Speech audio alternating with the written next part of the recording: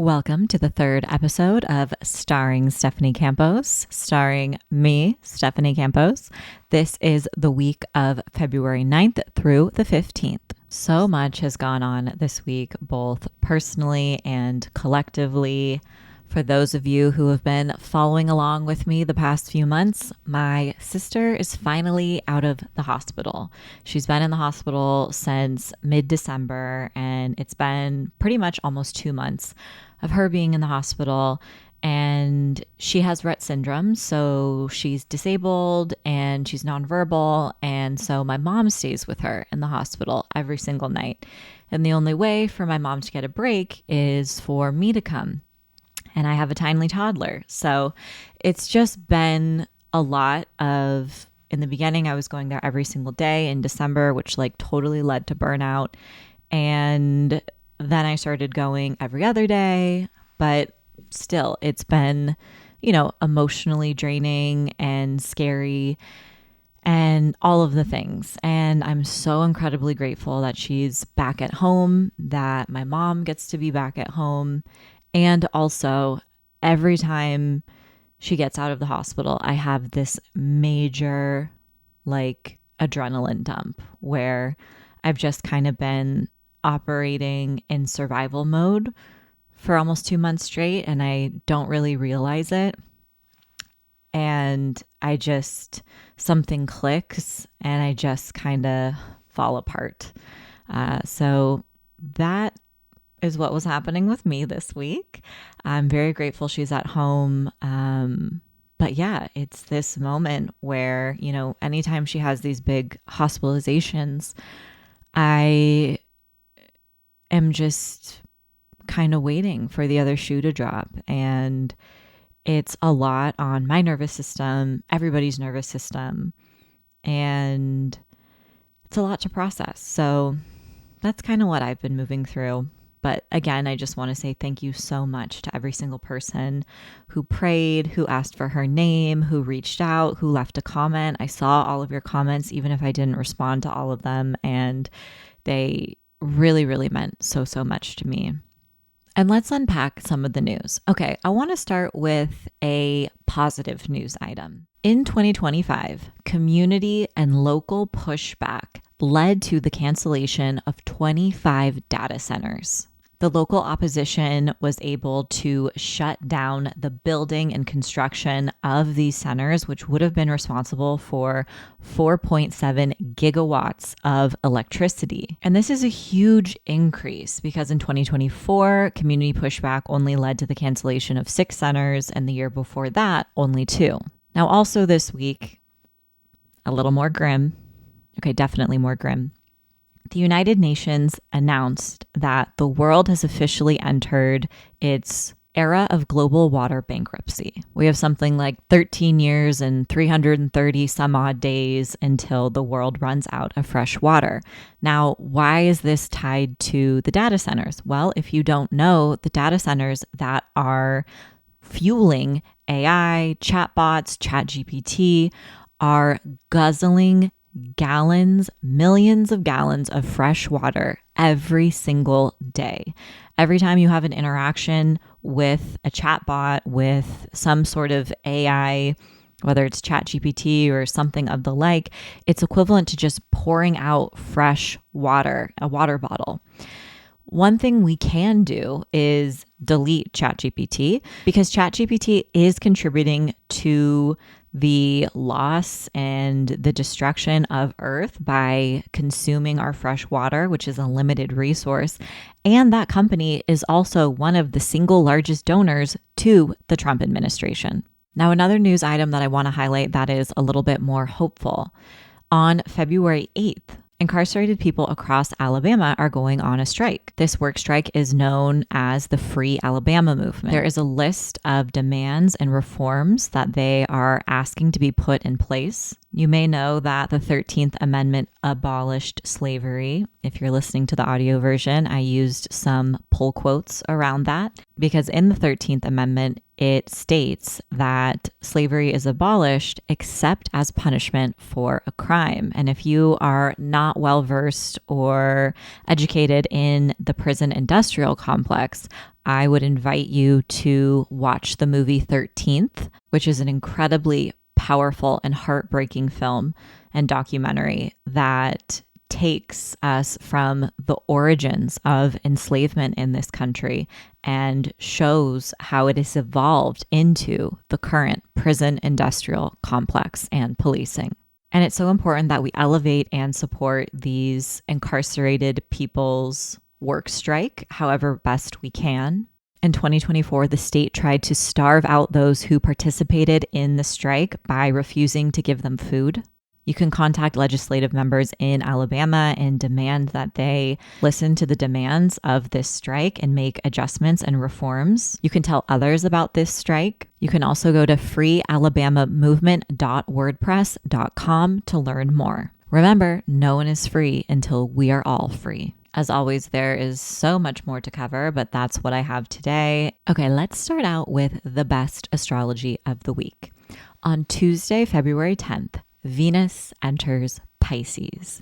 Venus is said to be exalted in the sign of Pisces, and in traditional astrology, that means that Venus, the planet of love, personal values, our creativity, our desire, and even our finances, gets this extra boost and support and is better able to lean into those Venusian qualities of pleasure and presence when it moves through the sign of Pisces. So this might be a period of time, depending on your birth chart, where you are feeling a little bit more flow and ease regarding some of those topics in your life. You could have a steamy encounter with someone. You could have a meaningful interaction with someone. You could have a burst or a rush of creativity, or maybe you are embodying your personal values in a way that makes you feel grounded and authentic.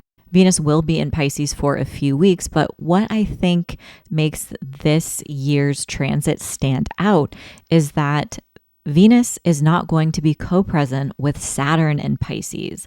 Since March of 2023, Saturn has been in the sign of Pisces, and every time that Venus enters Pisces, it's sitting there next to Saturn. There is a whole sign conjunction between these two planets. And if Venus is this positive planet that brings a sense of hope and support, Saturn is this planet of limitations and challenges and responsibility and consequences. And so it can really hamper or restrict our ability to let Venus shine. So this year in particular, Saturn is going to leave Pisces and enter Aries on the 13th, and that means during Venus's tour through the sign of Pisces, for the majority of it, it is going to be free of Saturn's grasp.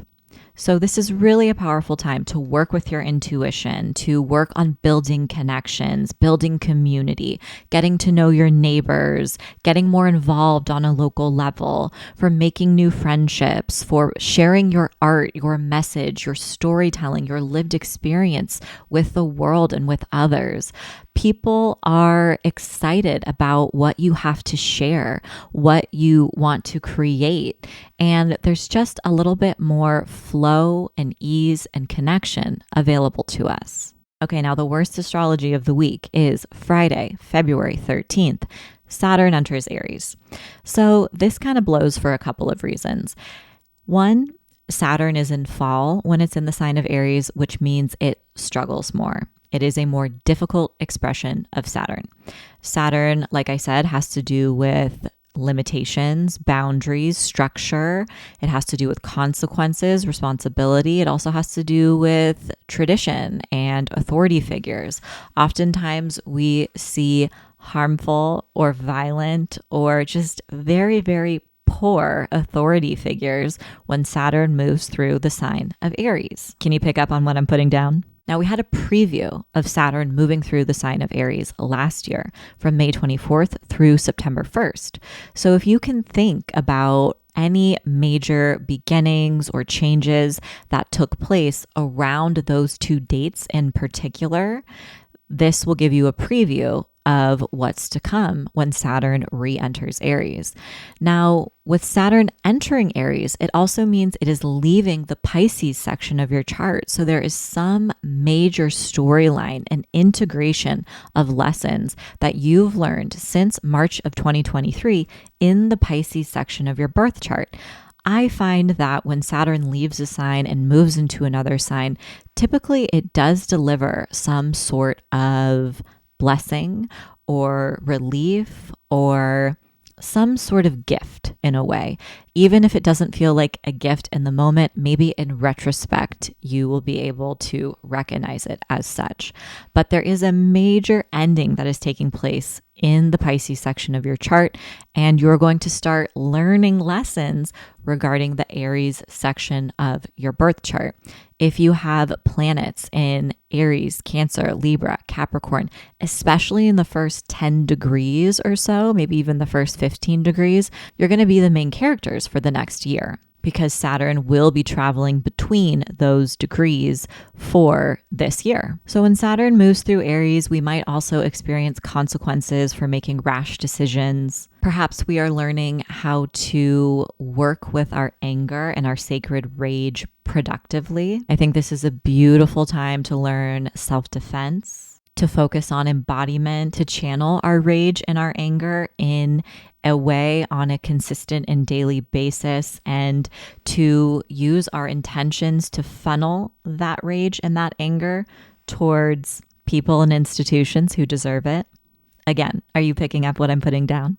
But this is a long transit. Saturn is going to be moving through the sign of Aries for the next 2 years or so. And it is also co-present with Neptune, which we will definitely be talking about next week, because we have a Saturn-Neptune conjunction in the sign of Aries at 0 degrees, which is a cosmic BFD. If you want to know more about Saturn in Aries and what it means for you, I get into it this week on my podcast. If you join my Patreon, you can get 7 episodes of your daily horoscope for the week ahead. And if you want to learn more about astrology or how to translate these cosmic energies yourself, or even learn more about tarot or strengthening your relationship with your intuition, I am hosting the next iteration of Grimoire, which is my 12-week class that covers all types of various topics, from developing our relationship with our spirit team to connecting with our guides, for doing ancestral healing, for learning astrology, learning tarot,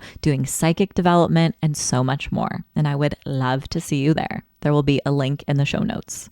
Okay, what is another major BFD taking place this week? On Wednesday, February 11th, Mercury is going to enter its pre-retrograde shadow period. Now, this is taking place at 8 degrees. So if you have any planets or placements around 8 degrees of Pisces, Gemini, Sagittarius, Virgo, you're the main characters. This just means from this moment forward, we are really getting loud clues to our personal Mercury retrograde story. Mercury is going to go retrograde on February 25th, but the pre-shadow period, I always find, tends to be the most difficult, for me at least. It's when there's miscommunications, or I take something the wrong way, or things just seem to go wrong. And then during the retrograde, we're reflecting, we're retooling, we are fixing little things or finding different paths or ideas to different solutions to some of our problems or issues. And then the post-retrograde shadow period is kind of like the final sweep up of it. But I find that the pre-retrograde can be a little messy. So just keep in mind, what conversations are taking place? Who are you focused on? What are you focusing your energy on? Because this is going to give clues into your personal and our collective Mercury retrograde story. So this is a big week. We are in eclipse season technically, even though the first eclipse doesn't happen until February 17th. But if you feel like time is bending in weird ways and there are fated people entering or exiting your life, or just major shifts that are unfolding, things that you've been thinking about but maybe avoiding, and it's happening all of the sudden, you're not alone. It's because we are in this portal of eclipse season. Okay, this week, I also figured out how to export my video with higher resolution. I'm going to just pat myself on the back because I've been trying to figure that out since January of 2025. Embarrassing, right? A whole year? How is it possible, you may ask? Sleep deprivation, ADHD, depression, capitalism. I don't know. There's probably a lot of reasons why it took me so long, but I'm so grateful. So hopefully for those of you who are tuning in on YouTube, you are enjoying the high quality version. And if you do not already follow and subscribe to my YouTube channel, please do. I'm trying to blow up there since a ton of evil tech humans own all of the social media accounts. So, Okay, let's see what the cards have to say. Okay, we have the 10 of Wands, the Hanged Man, and the Ace of Swords. This just to me screams you've been exhausted. You've been working so hard. You feel maybe underappreciated. Maybe you feel physically or emotionally exhausted. And you're kind of at a standstill. You're like, I don't know where to go from here. Do I continue pouring my effort and energy into this? Do I start something new? Do I just give up altogether? There is this physical and mental exhaustion that is coming through. But let us not forget that the Hanged Man has this beautiful halo of light around the figure's head.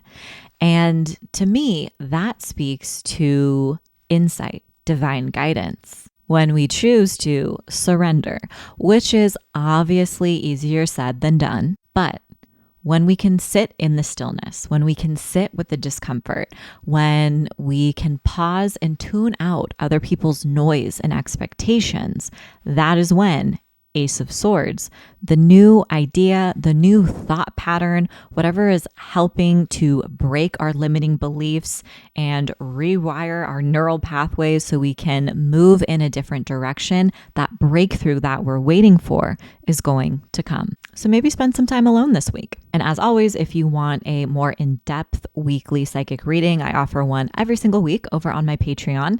And I also have monthly meetups. This month we did a tarot reading and psychic development circle, which was so much fun. Next month we are going to be doing a group collective spell for the spring equinox in the Northern Hemisphere. And I really can't wait. Alrighty, everyone. Thank you so much for tuning in, and I'll see you next week.